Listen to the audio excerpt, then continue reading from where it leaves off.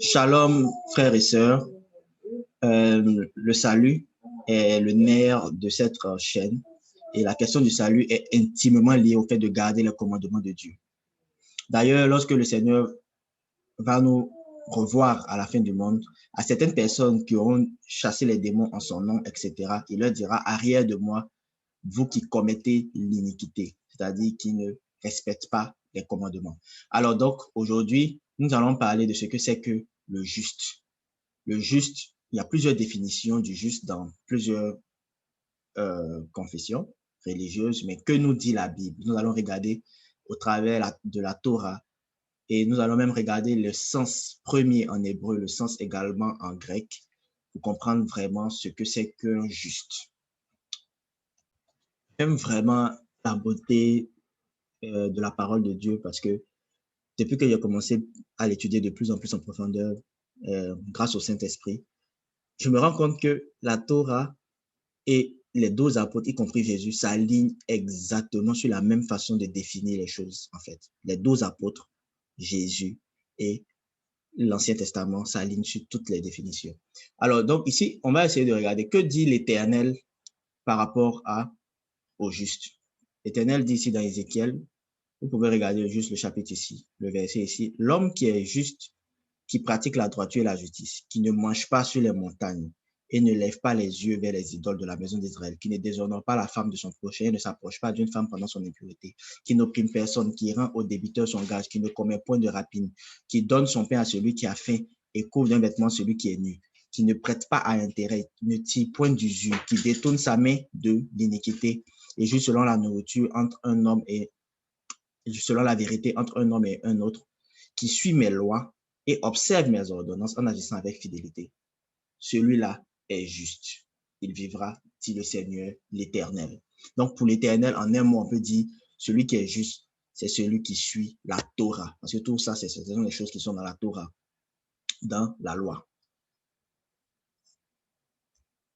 L'Éternel nous dit encore dans Ézéchiel 33, 18, si le juste se détourne de sa justice et commet l'iniquité, donc on dit le juste, c'est quelqu'un qui ne commet pas l'iniquité, c'est quelqu'un qui suit la Torah. Donc on met ça en antagonisme au fait qu'il puisse commettre l'iniquité, c'est-à-dire qu'il puisse pécher.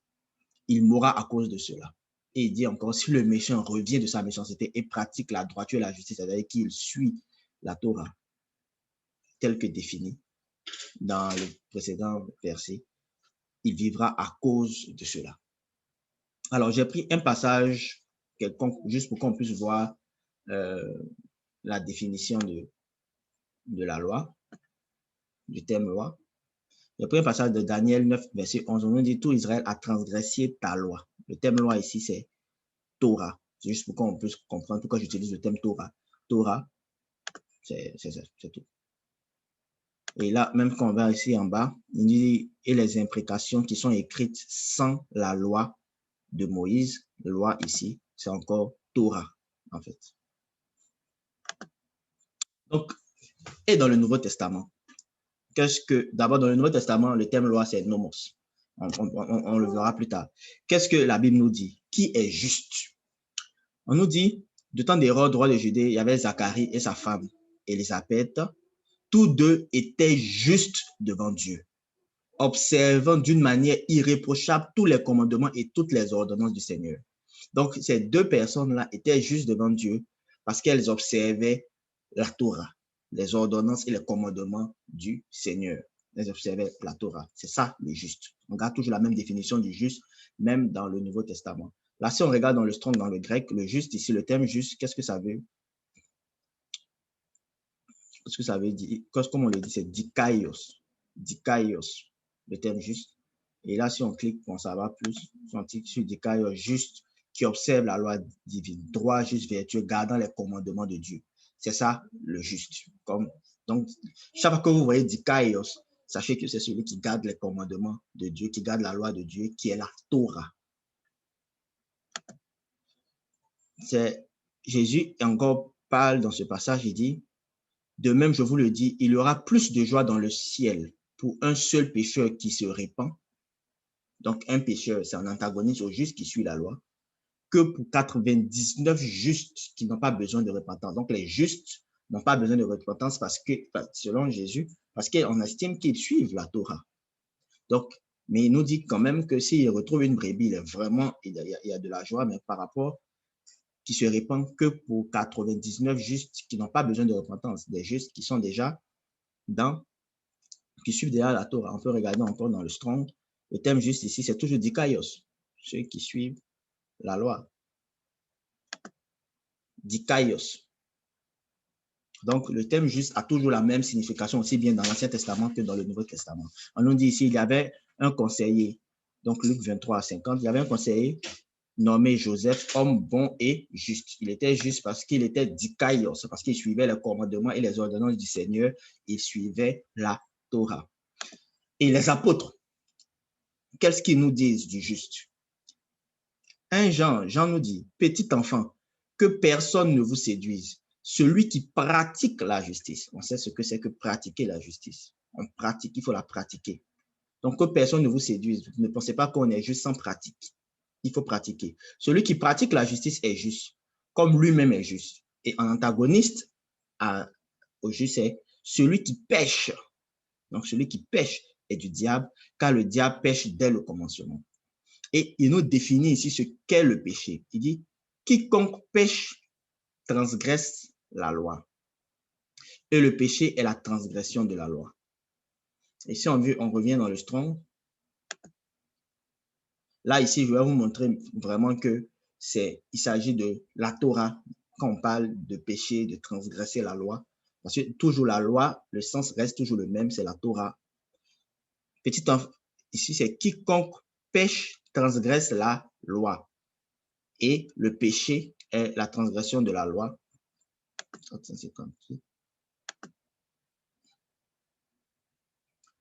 Iniquité, transgression de la loi. Condition de celui qui est sans loi, c'est anomia. Donc, transgression de la loi, c'est anomia, parce qu'il est ignorant, mais parce qu'il a violé. Même si vous êtes ignorant, vous violez la Torah. Pourquoi je dis la Torah toujours? Parce que ce mot anomia vient de anomos. Donc, nomos, c'est-à-dire comme anormal. Pour dire que c'est le négatif. Et nomos, qui dit la loi. Et ce nomos qui est la loi ici, là, n'est rien d'autre que la Torah qui est dans la Bible. Ce n'est pas les 10 commandements, c'est la Torah en grec. Et on peut le prouver ici avec Matthieu. Dans Matthieu, les Sadducéens, dans Matthieu 22, verset 34, les pharisiens ayant appris les Sadducéens se rassemblaient, et l'un d'eux, qui est docteur de la loi, celui-là, il est docteur de la loi. Donc, il est docteur de la loi, c'est le thème, c'est nomikos, appartenant à la loi, celui qui est enseigné dans la loi. Celui qui est enseigné dans la loi, celui qui interprète et enseigne la loi de Moïse. Donc, c'est toute la loi de Moïse, en fait. Nomikos. Et nomikos vient de nomos. Donc, docteur, ça, c'est docteur de la loi. Donc, le thème loi ne veut pas, c'est pas nous-mêmes on choisit, c'est qui est dans la loi. Le thème loi, c'est pas nous-mêmes qui le définissons, la Bible le définit. Tout comme le thème juste, la Bible le définit. Parce qu'on a tendance à pouvoir aller avoir loi et à donner une définition nous-mêmes à ce que c'est que la loi. Alors, il nous dit, donc, docteur de la loi fit cette question pour éprouver le Seigneur. Maître, quel est le plus grand commandement de la loi? Donc, la loi ici, c'est domos. Il demande quel est le plus grand commandement de la loi. Et Jésus lui répondit, tu aimeras le Seigneur ton Dieu de tout ton cœur, de tout ton cœur, de toute ton âme, de tout ton cœur, de toute ton âme et de toutes tes pensées. C'est le premier et le plus grand des commandements. Ça, ce n'est pas dans les 10 commandements.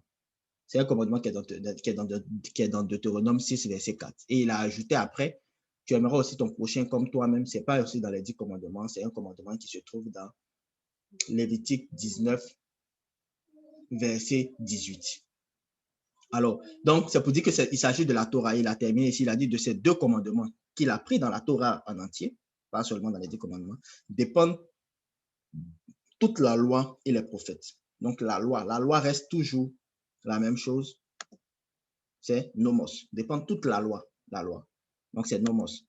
Donc, lorsqu'on voit ici, quiconque pêche transgresse la loi. Ça, c'est la définition de l'apôtre Jean. Quiconque pêche transgresse la loi. et la transgression de la loi, et le péché est la transgression de la loi, et que c'est anomia, c'est-à-dire anomos, c'est-à-dire condition de celui qui est sans loi, qui est sans la Torah, parce qu'il s'agit de la Torah en entier. Quand on parle de nomos, et d'anomos, c'est celui qui transgresse la Torah. Donc, c'est ça c'est ça plus ou moins le juste, parce que c'est juste après ça. On va lever le strong. Donc, c'est là, lorsqu'il a dit quiconque pêche transgresse la loi, tout quiconque pêche est anomos, anomia, le péché est anomia. Donc, petit enfant, et puis il a continué maintenant, petit enfant, que celui qui pratique la justice est juste.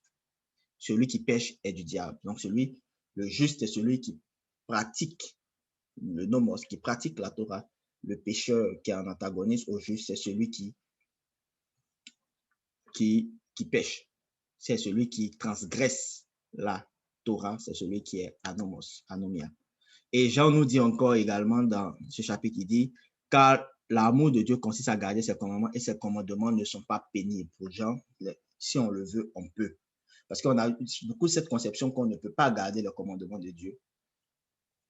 Parce que les gens le disent, mais ce n'est pas ce que les apôtres, parce que même Jésus, on a vu que Zacharie a dit, concernant Zacharie, on dit qu'il respectait les commandements et les ordonnances de Dieu.